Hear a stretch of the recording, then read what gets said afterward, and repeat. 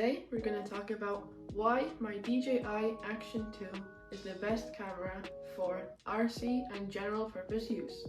We will cover 5 points which I think are the most important. Number 1 will be resolution and frames per second. Number 2 will be battery life and runtime. Number 3 will be accessories. Number 4 will be the DJI Meebo app. And number 5 will be the camera software and how to use it. But first, let's do a little background check on this DJI camera. I purchased the camera on Amazon around 6 months ago, brand new, and have been using it ever since. It's been with me on holidays, on car events, on RC cars, and in many dangerous situations. As you can see, it has got some scars and damage, like here it's got a little chip. On the record or power button on the top, it's got some little paint scratches. But that's pretty much all.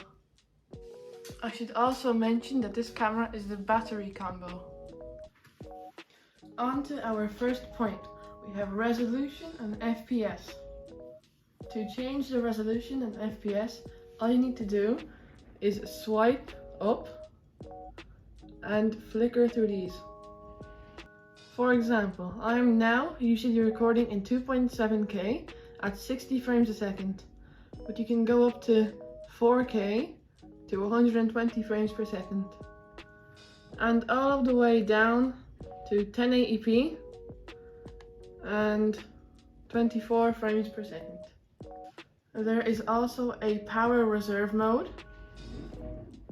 which records in 1080p. If you click on the top right section of your little screen, you will have this. These are the stabilization options.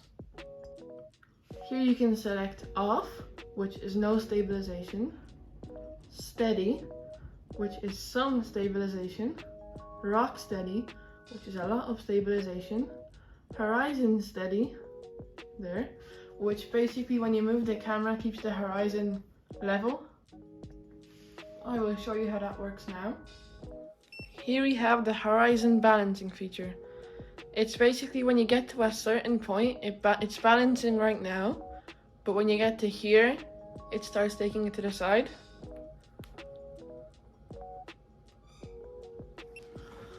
While in horizon steady, the camera will always be horizon leveled.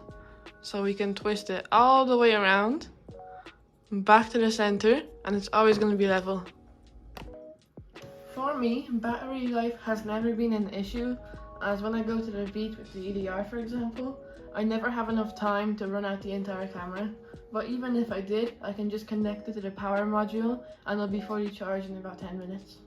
However, overheating is sometimes a big problem. You can see here, when you select the resolution and frames, in the middle there's text.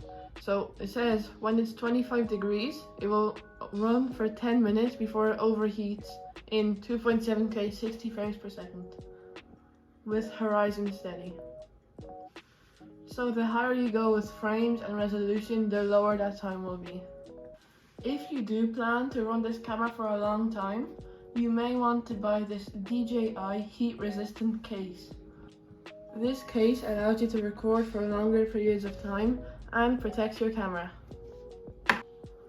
To put the case on, you simply get your camera module and the case, line them up like this, and push it in.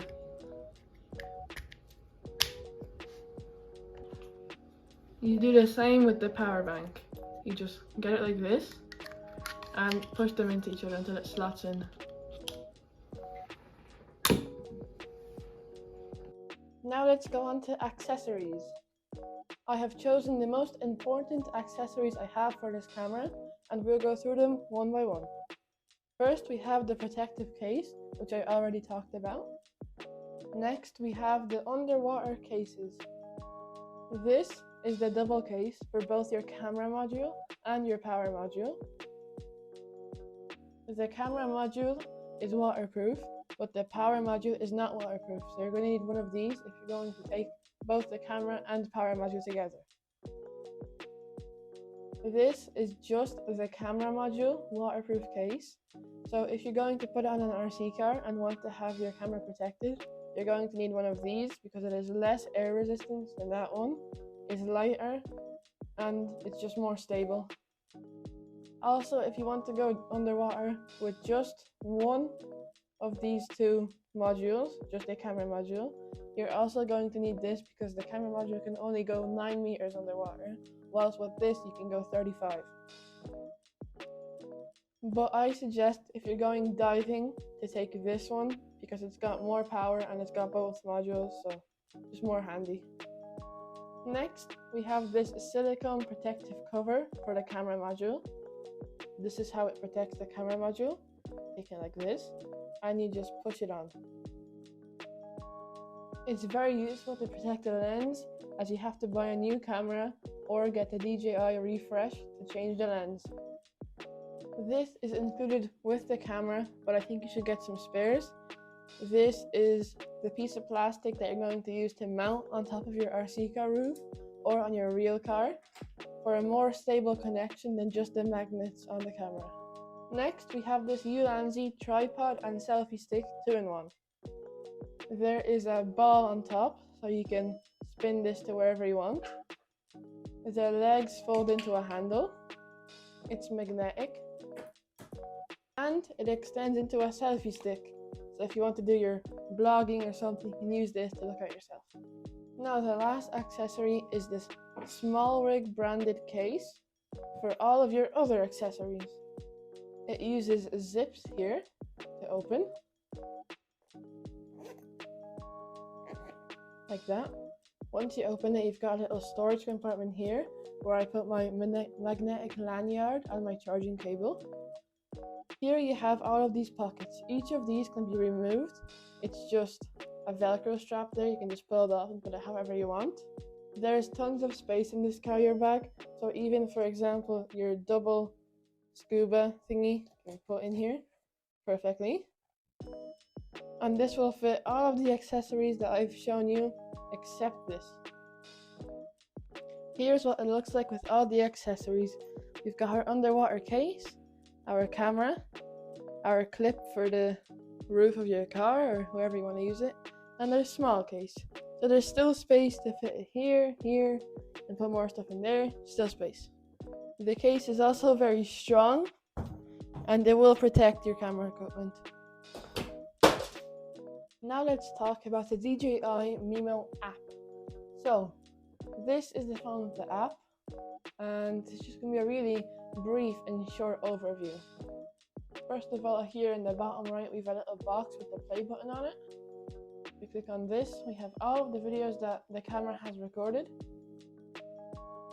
Here. We can download videos from here, like we can click on this one for example, and hit the download. We'll back out of this. And now here in the top right, we have the home button. This just brings you back to the normal DJI screen. Go back into here, then here we have the camera settings. We can do the ISO, we can do manual or automatic. I just say that you should stay on automatic.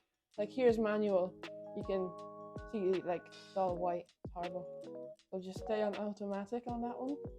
Then we have the resolution and frames. So we can change this live here. The same thing as we can do on the camera. Here we can click the resolutions. And then we have the 3 dots here. These are like the settings. We have the FOV, which is like the how wide it is. Then we have like the balancing, the horizon steady, all that stuff. We go here, we have more, just general settings everywhere. Yeah, and here we have picture mode. Just clicking these little toggles there. We have, oh come on, click. We have the membership and like stuff like that, and streaming live, which I don't really do. I don't know how it works. We have quick clip. We have slow motion. Then we have We have more settings for the recording style. Then we have, for example, hyperlapse, which is basically a moving time lapse. We can press start here and we have 1 times speed, or we have 5 times. Yeah, that's all the settings that we have here. Back to the video. Now we're going to talk about a very short guide on how to use the actual camera. So, as I said before, if we do this, swipe up from the bottom, we have the resolution, frames, and steady. Then we can go here, and we have the different types of recording. We have videos, quick clip, slow-mo, time-lapse, and then we have photo as well. I just prefer to stay in photo, or video, sorry. We can also just double click to change them, it's a lot easier. From here, we can swipe from the left to the right to pull out the recent videos. If we click on the top left, we can see them like this. The same thing that we have on the phone. Handy to just see like the videos that you've recently taken. And if we swipe from the top to the bottom, we have the settings. So here we have the memory card storage. So we have the internal. It is 28 gigs, I think. And it's an SD card, which you can buy separately. I have a 250 gigabyte SD card. So here we can transfer this internal storage into the SD card here. It is now there, transferring. I'll just cancel. Then we have the button to format. So if you have a full memory or just want to clear it, we can just swipe this bin across and clear everything. So now we've cleared our internal card, so we can exit out of this. Now if we swipe down again, we have full screen. So it basically fills the borders with the screen as well. That's full screen off. And that's full screen on. There. Then we have the privacy lock. So it's just locked on this screen that we have now. So there. We just swipe up to unlock it. Then we have the systems, settings. We have a voice control, which basically just works like this. This is how the voice control works. Start recording. Stop recording. Take a photo. There you have it, that was voice control. Next we've done all these. Well, we can just keep scrolling here. We have all of the settings, sounds, grid, anti-flicker, all of these. We back out of this and we can scroll here. We've pro mode on or off.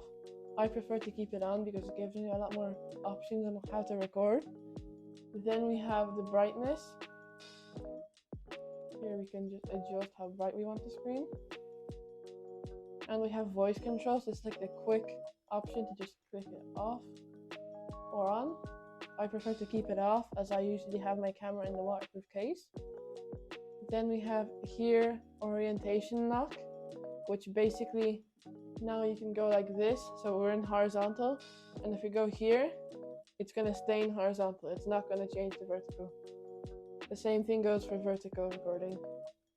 Pretty handy if you're trying to just get a single type of horizontal or vertical. So yeah, that completes our guide. Thank you all for watching, and I'll see you next time.